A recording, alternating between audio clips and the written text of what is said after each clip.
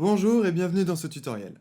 Alors justement, c'est dans ce tutoriel que nous allons construire notre modèle de régression polynomiale, et vous allez voir que l'astuce est toute simple, puisque nous allons partir d'un modèle de régression linéaire, mais au lieu d'utiliser notre seule variable dépendante que l'on a, c'est-à-dire les 10 niveaux de 1 à 10, on va y ajouter d'autres variables indépendantes qui vont être des puissances de cette variable. C'est-à-dire que nous allons créer la variable level au carré, level puissance 3, level puissance 4. Nous verrons jusqu'où nous irons, mais en tout cas, nous allons créer ce qu'on appelle les polynomial features de cette même feature level. Et pour créer ces puissances de notre variable indépendante, on va utiliser une nouvelle classe que l'on va créer en dessous de la classe linear regression, qui est la classe polynomial features. Et on importe cette classe toujours de scikit-learn, mais de cette fois-ci non pas linéaire model, mais preprocessing. Et de ce module preprocessing, on importe la classe polynomial features. Et vous allez voir qu'avec cette classe, on va créer les puissances de notre variable indépendante level. Donc, puisque nous venons d'apporter cette classe, nous allons maintenant tout de suite créer un objet de cette classe que l'on va appeler, cette fois-ci, poly underscore reg, comme régresseur polynomial, et donc égal, et là je vais prendre ma classe et la coller ici, et voilà, ça va créer un objet de cette classe.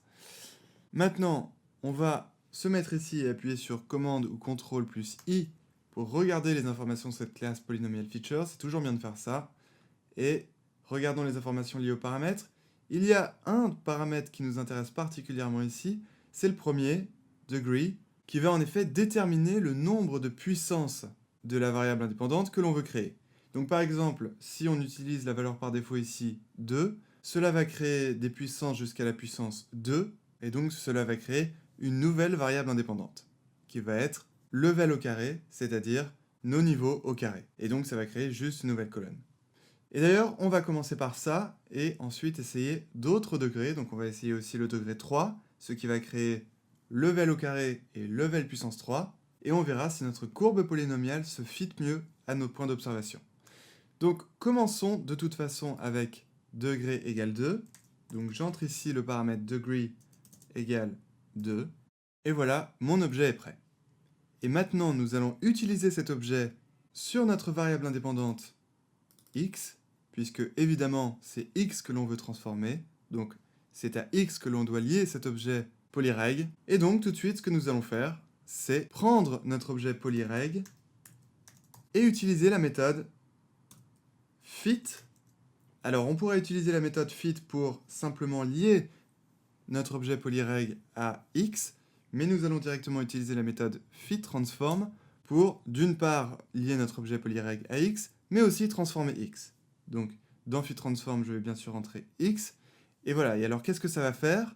Eh bien la méthode fit va regarder la variable indépendante de x, c'est-à-dire va regarder les 10 niveaux, va comprendre qu'elle doit créer une nouvelle colonne qui va être la colonne des niveaux au carré, des levels au carré. Donc on aura une nouvelle colonne avec ici 1, 4, 9, 16, 25, 36, etc. Et c'est justement avec la méthode transform que cette nouvelle colonne sera créée. Voilà. Et donc puisque ici on utilise cette méthode transform, eh bien tout ça va nous retourner le résultat de la transformation de x. Et donc on doit préciser où on veut que ce soit retourné, puisqu'ici tout simplement on crée une nouvelle matrice de variables indépendantes. Cependant, on va garder la forme originale de x, et on va mettre cette nouvelle matrice de variables indépendantes contenant les niveaux et les niveaux au carré dans une nouvelle matrice que l'on appelle x underscore poly. Voilà, pour clairement faire la distinction entre x, la matrice de variables indépendantes originale, et x poly, la nouvelle matrice de variables indépendantes qui contient les polynomial features, c'est-à-dire les niveaux et les niveaux au carré. Voilà, donc maintenant on va pouvoir regarder ce que ça va faire. Donc je vais d'abord sélectionner cette ligne pour importer la classe. Voilà, parfait. J'exécute maintenant cette ligne pour créer mon objet polyreg, donc avec le paramètre degree égale 2. Et ensuite j'exécute cette ligne pour créer ma nouvelle matrice de polynomial features, xpoly. Voilà, xpoly vient d'être créé, regardons-la. Et je vais juste changer le format rapidement, mettre 0 ici, hop. Et là on voit clairement qu'on a nos niveaux, nos 10 niveaux de 1 à 10, et les niveaux au carré, 1, 4, 9, 16, 25, 36, 49, 64, 80 et 100. C'est parfait. Et on remarque une nouvelle chose, c'est cette colonne de 1 ici. Et bien tout simplement, cette colonne correspond à la constante B0 dans l'équation de régression linéaire, puisqu'en effet, en n'ayant que des 1 ici, c'est comme si l'équation de régression linéaire, au lieu de s'écrire y égale b0 plus b1x1, s'écrit y égale b0 x0 plus b1 x1, où x0 justement est égal à 1. Donc ça revient strictement au même d'avoir cette colonne constante de 1 ou de ne pas l'avoir, donc on peut tout à fait la garder, on n'est pas obligé de la retirer.